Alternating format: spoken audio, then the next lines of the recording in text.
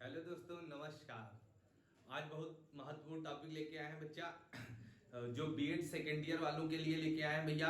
BEd का जो paper होने वाला है सेकेंड ईयर को, है ना, ये बीएड सेकेंड ईयर का फर्स्ट पेपर और फर्स्ट पेपर का पहला ही चैप्टर है जिसका नाम है वैदिक कालीन शिक्षा। वैदिक कालीन शिक्षा के बारे में बात करते हैं। देखो, ये सुपर टेट में भी पूछा जाता है और यूपी टेट में भी पूछा जाता है। जो बच्चे यूपी टेट के वो भी इस वीडियो को देख ले, बहुत महत्वपूर्ण होगा। और भैया ये जो सुपर टेट में है तो उसमें तो आता ही आता है भैया, है ना। तो ये आपका बीएड वालों के लिए महत्वपूर्ण है, सबके लिए महत्वपूर्ण है, तो सभी लोग देख लें भाई। तो आज हमारा टॉपिक है वैदिक कालीन शिक्षा और सभी लोगों से एक भाई रिक्वेस्ट है, अनुरोध है कि वीडियो को शेयर किया करो भाई, ज्यादा से ज्यादा लोगों तक शेयर करो। और जो बच्चे वीडियो देखते हैं वो एक बार लाइक जरूर किया करें वीडियो को, ठीक है ना। तो वैदिक कालीन शिक्षा, देखो इसमें बहुत सारे प्रश्न बनेंगे क्योंकि अब की बार पेपर ऑब्जेक्टिव होना है। तो आपके ऑब्जेक्टिव पेपर के लिए बहुत महत्वपूर्ण जो प्रश्न बन के तैयार होंगे वो हम सब कराते हुए जाएंगे। आप एक बार क्लास पढ़ने के बाद ऑब्जेक्टिव नोट्स लेके बैठ जाना, लगाना टिक लगाना, आपको सारे क्वेश्चन सही होंगे। ये मेरा भैया क्या है, आपसे वादा है। आप एक बार पढ़ो तो अच्छा लगेगा भैया। क्या कह रहे हैं भैया, पहला वैदिक कालीन शिक्षा चैप्टर, टॉपिक का नाम क्या है, वैदिक कालीन शिक्षा। देखो इसमें बच्चा बड़ा कंफ्यूज है, उनको लग रहा है वैदिक काल के बारे में पढ़ना, वो वहां पर वैदिक काल, वेद पुराण ऋचाएं सब याद करे बैठे ना। पेपर में ये नहीं आएगा, वैदिक कालीन शिक्षा के बारे में पेपर में पूछा जाएगा। तो टॉपिक क्या है, वैदिक कालीन शिक्षा। तो पहला क्वेश्चन होगा वैदिक कालीन शिक्षा कब से कब चला या वैदिक काल कब से कब था। तो 2500 ईसा पूर्व से 500 ईसा पूर्व था। पहला महत्वपूर्ण प्रश्न होगा कि वैदिक काल का समय कब से कब है। तो 2500 ईसा पूर्व से 500 ईसा पूर्व था वैदिक काल, ठीक है ना, 500 ईसा पूर्व था। अब याद रखना बच्चा, वैदिक काल के उद्देश्य क्या थे, वैदिक कालीन जो शिक्षा थी उसके उद्देश्य क्या थे, क्या क्या उद्देश्य लेके आए थे भैया ये लोग। तो इनका पहला उद्देश्य था नैतिक चरित्र का निर्माण करना। मतलब व्यक्तियों के जो, मतलब वैदिक काल में जो लोग पढ़ते थे, शिक्षा ग्रहण करते थे, अपने गुरुओं से जो शिक्षा ग्रहण करते थे उसके द्वारा उनका चरित्र का निर्माण होता था। उससे क्या होता था, उनके नैतिक चरित्र का निर्माण होता था। तो पहला उद्देश्य क्या था, शिक्षा के द्वारा नैतिक चरित्र का निर्माण करना। दूसरा उद्देश्य था व्यक्तित्व का विकास करना। व्यक्ति का जो है बच्चा, इसका क्या करना है, विकास करना है। शिक्षा के द्वारा इंसान आगे बढ़ सकता है, आपको भी बता। तो व्यक्तित्व का विकास करना है। फिर आगे चलते हैं, पवित्रता और धार्मिकता का विकास करना। पवित्रता और धार्मिकता का विकास करना था कि इंसान पवित्र कैसे रहेगा, अपने विचार कैसे पवित्र रखेगा, और धार्मिकता, धर्म के प्रति जोड़ना था, उसका विकास करना, ये बात कह रहा है। अब पूछा जाएगा जीवन उपार्जन, मतलब जीवन के, मतलब समझ रहे हो, जीवन जीने के लिए कुछ काम धंधा सीखना, वो भी इसमें पढ़ाई के साथ सिखाया जाता था आपको, कि मतलब आगे चल के आपको थोड़ा सा रोजगार मिल जाए। तो जीवन उपार्जन के लिए भी तैयार किया जाता था इस शिक्षा के द्वारा। और इसका मुख्य उद्देश्य देखेंगे तो राष्ट्रीय संस्कृति का संरक्षण एवं प्रचार करना। जो हमारी सभ्यता संस्कार है इसका पूरे विश्व में प्रचार प्रसार भी करना, ये क्या थे, उद्देश्य। अब आएगा इसमें ये सब उद्देश्य दिए रहेंगे और आएगा इनमें से एक ऑप्शन आएगा, इनमें से कौन सा नहीं है, तो नहीं वाला देख लेना, ये बाकी क्या है, उद्देश्य है। पेपर में ये भी क्वेश्चन आएगा। तो वैदिक काल का समय भी पूछा गया है, 2500 ईसा पूर्व से 500 ईसा पूर्व था। और वैदिक काल का उद्देश्य भी आपको क्लियर हो गए, ये उद्देश्य हमने बता दिए। अब वैदिक कालीन शिक्षा कैसे आधारित थी, किस तरह से शुरू होती थी, वैदिक कालीन शिक्षा के बारे में पढ़ते हैं। तो पहली हेडिंग बनाए शिक्षा व्यवस्था।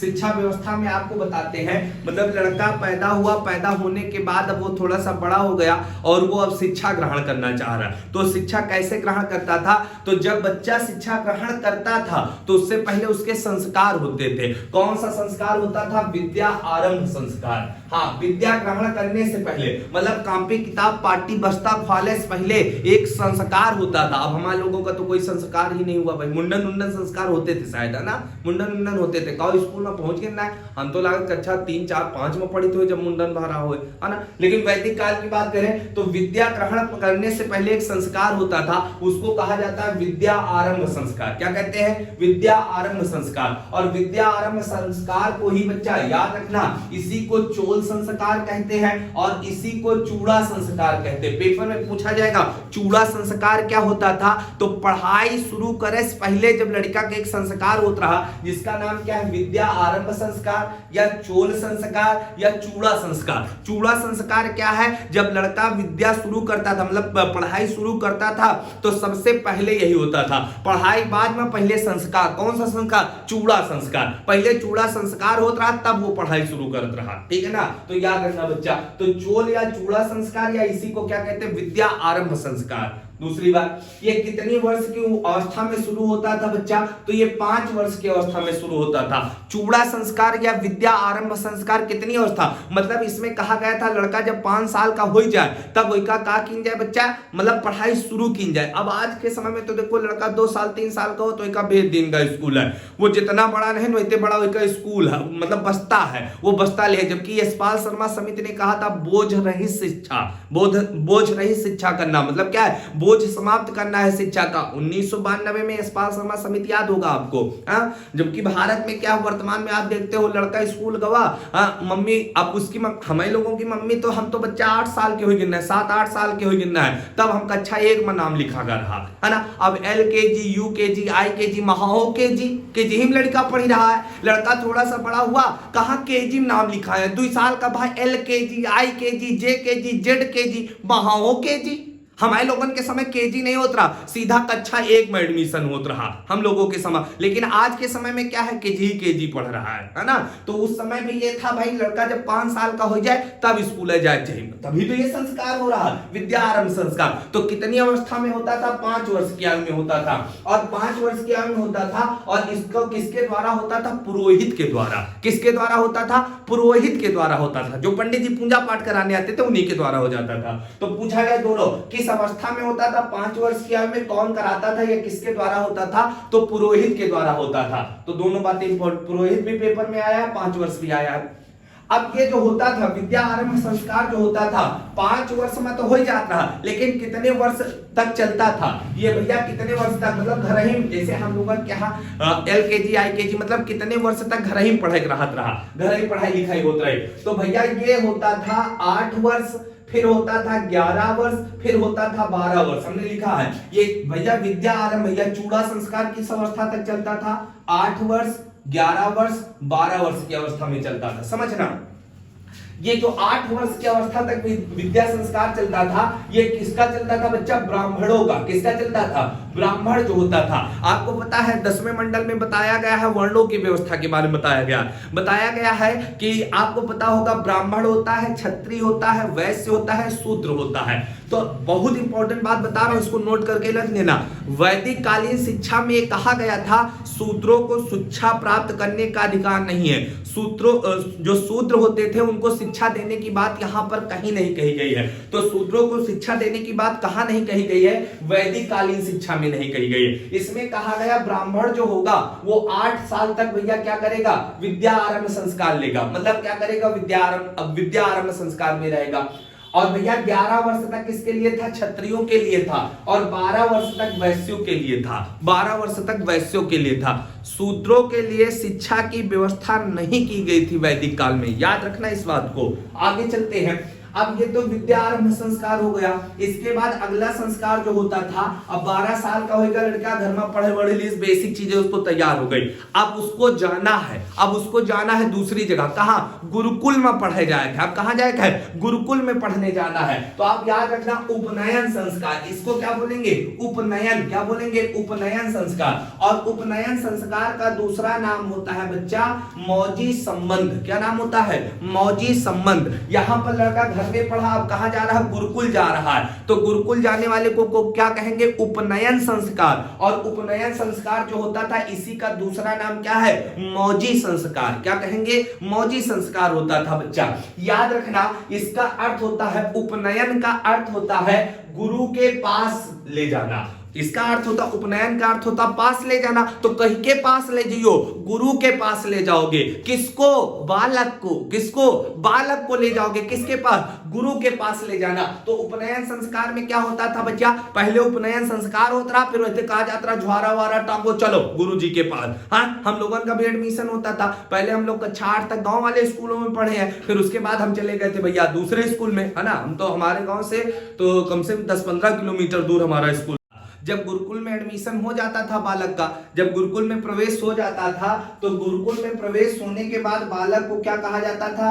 ब्रह्मचारी कहा जाता था, अंतेवासी कहा जाता था, कुलवासी कहा जाता था। तो तीनों नाम एक ही हैं। कभी पूछा जाए ब्रह्मचारी, अंतेवासी, कुलवासी, तीनों का मतलब क्या होता है? जब बालक स्कूल में चला जाए, जब एडमिशन हो जाए स्कूल में, तब इसका क्या कहा जाता था? ब्रह्मचारी, अंतेवासी और कुलवासी कहा जाता था। गुरुकुल, अब आप याद रखना गुरुकुल के बारे में, तो गुरुकुल का शाब्दिक अर्थ होता है गुरु का परिवार। क्या होता है? गुरु का परिवार या गुरु का वंश होता है। गुरु का परिवार या गुरु का वंश होता है गुरुकुल का शाब्दिक अर्थ। और बच्चा एक बात और याद रखना कि गुरुकुल का निर्माण कहां किया जाता था? तो जहां पर बढ़िया शांति व्यवस्था हो, जहां पर बढ़िया शांति व्यवस्था हो।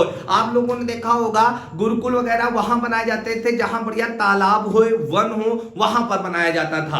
तो भैया आज के समय में स्कूल आप देखते हो कि शहर के अंदर बना दी जाता है, लेकिन पहले कहां बनाए जाते थे? जहां शांति बढ़िया हो वहां बनाए जाते थे। तो गुरुकुल कहां बनते थे बच्चा? तो वन और सरोवरों के निकट बनाए जाते थे। और गुरुकुल में प्रवेश लेने के बाद बालक को क्या कहा जाता था? ब्रह्मचारी, अंतेवासी, कुलवासी, और कई किताबें लिखती द्विज कहा जाता था, द्विज कहा जाता था। तो फिलहाल आप इतना ही याद रखना, ठीक है ना। अब आगे चलते हैं। उपनयन संस्कार हो गया बालक का। अब क्या होता है? समावर्तन संस्कार। समावर्तन संस्कार में क्या होता है बच्चा? समावर्तन जब संस्कार होता है तो गुरुजी अंतिम दिन अपने बालक को क्या देते हैं? जो अपना बालक होता है उनका, जिसको शिक्षा दिए होते हैं, अंतिम दिन एक उपदेश देते, और उस उपदेश को भी क्या कहा जाता है? समावर्तन उपदेश कहा जाता। तो समावर्तन संस्कार कह दे या समावर्तन उपदेश कह दे, दोनों का मतलब समझ जाना कि अंतिम समय की बात कर रहा। तो ये भैया जब बालक गृहस्थ जीवन में पुनः लौट कर आता है, जब वो अपने पढ़ाई वढ़ाई कर गया, कर सब पढ़ी बड़ी है, अब लौट के कहां आ रहे हो? फिर अपने घर परिवार के बीच में आ रहे हो, तो इसी को कहा जाता था समावर्तन संस्कार। मतलब गृहस्थ जीवन में पुनः लौटना ही होता था समावर्तन संस्कार। और ये किस अवस्था में होता था? 24 वर्ष की आयु में होता था समावर्तन संस्कार। फिर आगे चलते हैं, और ये क्वेश्चन इंपॉर्टेंट होगा। पाठ्यक्रम, वैदिक कालीन शिक्षा में पाठ्यक्रम को दो भागों में बांटा गया था। वैदिक कालीन शिक्षा में पाठ्यक्रम को दो भागों में बांटा गया था। याद रखना बच्चा, पाठ्यक्रम को दो भागों में बांटा गया था। एक का नाम था परा, एक का नाम क्या था? परा, और दूसरे का नाम था अपरा। क्या नाम था? अपरा। परा जो पाठ्यक्रम था भैया, परा जो पाठ्यक्रम होता था, इसमें आध्यात्मिक चीजों का ज्ञान होता था। तो परा में क्या होता था? आध्यात्मिक चीजों को बताया जाता था, वेद पुराण ऋचाओं का ज्ञान करना, वेदों को पढ़ना। तो इसी किसमें आता था? परा में आता था। और अपरा में क्या होता था? विज्ञान, साइंस, गणित, संस्कृत, ये सब पढ़ना किसमें आता था? अपरा में आता था। तो अपरा कैसी थी? अलौकिक थी। कैसी थी? लौकिक थी। और बात किया जाए परा कैसी थी? आध्यात्मिक थी। तो वैदिक काल में जो पाठ्यक्रम था वो कैसा था? आध्यात्मिक और लौकिक पर आधारित था। या कितने भागों में बटा था? तो दो भागों में बटा था। दोनों के नाम क्लियर हो गए, परा और अपरा। परा का मतलब वेद पुराण पढ़ना, अपरा का मतलब क्या था? हिंदी, संस्कृत, गणित, अंग्रेजी, ये सब जो हम लोग पढ़ते हैं, ये पढ़ना था। अगली बात करते हैं कि वैदिक काल में भैया, वैदिक कालीन शिक्षा में जो शिक्षण संस्थाएं, जो स्कूल है, स्कूलन का क्या कहा जाता रहा? तो गुरुकुल कहा जाता था। अभी हमने बताया गुरुकुल या आश्रम के नाम से जानते थे। तो वैदिक काल में जो शिक्षण संस्थान होते थे उनको किस नाम से जाना जाता था? गुरुकुल के नाम से, गुरुकुल या आश्रम के नाम से जानते थे। शिक्षण की विधि, शिक्षण की विधि, शिक्षा किस तरह से दी जाती थी? तो बीएड सेकेंड ईयर में क्वेश्चन पूछा गया है कि वैदिक काल में शिक्षण की विधि क्या थी? तो मौखिक थी। क्या थी बच्चा? मौखिक थी। और मौखिक में तप और श्रुति, तप और श्रुति पर आधारित थी। श्रुति का मतलब होता है गुरु जो बात सुनावे वही का सुन लो, ठीक है, वो क्या है? श्रुति। और तप का मतलब है तपस्या करना, है ना, मनोयोग से सोचना। तो वो क्या होता था? तप होता था, श्रुति होता था। तो शिक्षण विधि क्या थी? मौखिक थी। शिक्षण विधि क्या थी? मौखिक थी। और आगे बात करें शिक्षा अवधि, शिक्षा अवधि कितने वर्ष तक चलती थी बच्चा? तो शिक्षा अवधि 12 वर्ष तक थी। तो पूछा जाएगा कि वैदिक कालीन शिक्षा अवधि कितने वर्ष तक थी? तो 12 वर्ष तक थी। कितने वर्ष तक? 12 वर्ष तक थी। शिक्षा सत्र कब से शुरू होते थे? तो शिक्षण सत्र के बारे में जब बात करते हैं तो स्कूल में जो पहला दिन शुरुआत होती थी वो कब होती थी? श्रावण मास की पूर्णिमा के दिन होता था। श्रावण मास की पूर्णिमा के दिन स्कूल खुल जाते थे और एक समारोह होता था जिसको हम लोग बोलते थे उपाकर्म। क्या बोलते थे? उपाकर्म। और इसी उपाकर्म समारोह को बोलते हैं श्रवणी समारोह। पेपर में जब भी पूछा जाएगा, क्वेश्चन आएगा कि वैदिक काल में जो शिक्षा का प्रारंभ होता था किस समारोह के द्वारा होता था? तो श्रवणी समारोह। कौन सा होगा? श्रवणी समारोह समारोह, और इसी को क्या बोलते थे, उपाकर्म बोलते थे, उपाकर्म समारोह। और समापन, शिक्षा का समापन, मतलब जो दिन स्कूल बंद होता वही दिन, कब किस दिन बंद होता था, मतलब शिक्षा का समापन किस दिन होता था, तो समापन होता था पौष मास की पूर्णिमा को, पौष मास की पूर्णिमा को समापन होता था। और एक समारोह होता था जिसको बोलते हैं उत्सर्जन समारोह। क्या बोलते हैं, उत्सर्जन समारोह। तो शुरुआत श्रवणी समारोह से होती थी और समापन उत्सर्जन समारोह के द्वारा होता था। तो पूछा जाएगा शिक्षा का समापन उत्सर्जन समारोह के द्वारा होता था। अब बात करें शिक्षा के जो केंद्र की बात करें, शिक्षा के केंद्र कहां कहां थे, तो शिक्षा का केंद्र बात करें तो तक्षशिला, पहला क्या है, तक्षशिला, मिथिला और कन्नौज। ये उत्तर भारत है। ये कहां के थे, उत्तर भारत में थे शिक्षा के केंद्र। उत्तर भारत में शिक्षा के केंद्र कौन थे, तक्षशिला था, मिथिला था, कन्नौज था। तक्षशिला, मिथिला, कन्नौज। अब पेपर में क्वेश्चन आएगा क्या वैदिक काल में तक्षशिला शिक्षा का केंद्र था, तो बिल्कुल था भैया, तक्षशिला भी था, मिथिला भी था, कन्नौज भी था। आगे बात करते हैं शिक्षा के केंद्र में दक्षिण भारत में कौन कौन से थे, तो दक्षिण भारत में तंजौर था, मारखंड था, कल्याणी था। तंजौर, मारखंड, कल्याणी, ये कहां के थे, दक्षिण भारत में शिक्षा के केंद्र। तो ये शिक्षा के केंद्र थे, मतलब यहाँ गुरुकुल थे, यहाँ पढ़ने के लिए लोग जाते थे, बड़े बड़े गुरुकुल थे। अब बात करें गुरु और शिष्य के बीच, वैदिक काल में गुरु और शिष्य के बीच में संबंध कैसा था। अब क्वेश्चन आएगा वैदिक काल में गुरु और शिष्य के बीच कैसा संबंध था, तो संबंध मधुर था। कैसा था, मधुर था। लेकिन मधुर के अलावा ऑप्शन में आपको मिलेगा कैसा संबंध था, तो पिता और पुत्र जैसा संबंध था। पेपर में क्वेश्चन आया है बीएड में, और क्वेश्चन ये आया था पिता और पुत्र जैसा संबंध किस काल में देखा गया गुरु और शिष्य के बीच, तो किस काल में, वैदिक काल में देखा गया। तो भैया गुरु और शिष्य के बीच कैसा संबंध था, पिता और पुत्र जैसा संबंध होता था भैया। आगे बात करें है दंड व्यवस्था, दंड व्यवस्था। अब पूछा जाएगा वैदिक काल में लड़का शरारत करत रहा, उठा पटक करत रहा, लड़ाई झगड़ा करत रहा आपस में, तो दंड व्यवस्था क्या, हमें तो दंड व्यवस्था इसी रहे, बच्चा खड़े हो जाओ, स्कूल में कहा रहे टीचर आए खड़े हो जाओ, 4 डंडा हम मारते हैं, जैसे लड़े न 4 वो मारत रहे। लेकिन यहाँ पर दंड व्यवस्था शून्य थी, शारीरिक दंड नहीं दिया जाता था। तो वैदिक काल में दंड व्यवस्था की व्यवस्था थी, नहीं थी, दंड व्यवस्था नहीं दिया जाता था। लेकिन जो लड़का एकदम बाइल टाइप का होता रहा, एकदम लड़ंका होता रहा, मनते नहीं रहा, बहुत लड़त रहा, तो उसको व्यवस्था थी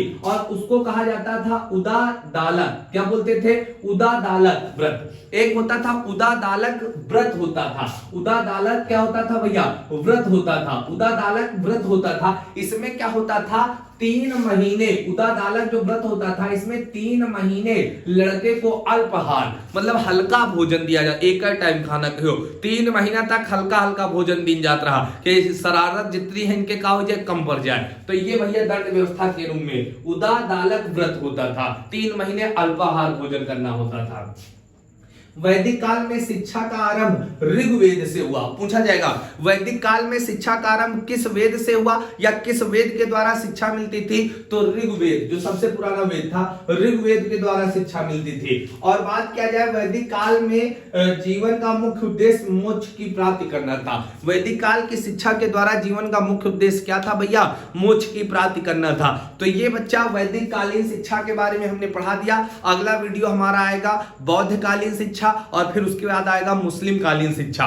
बीएड के सेकेंड ईयर वाले छात्रों के लिए हम बता दूं, बीएड का ये पहला पेपर है और पहले पेपर का पहला ही चैप्टर है और इससे कम से कम 8 क्वेश्चन आएंगे, इससे 8 प्रश्न आएंगे बीएड के। बीएड का पहले दिन 1 जुलाई को जब आप पेपर देने जाओगे 8 प्रश्न केवल इसी चैप्टर से आएंगे। तो इतना महत्वपूर्ण है, आप इसको अच्छे से पढ़ लो। और आपको ये वीडियो कैसा लगा कमेंट करके जरूर बताएं। जुड़ने के लिए बहुत बहुत धन्यवाद।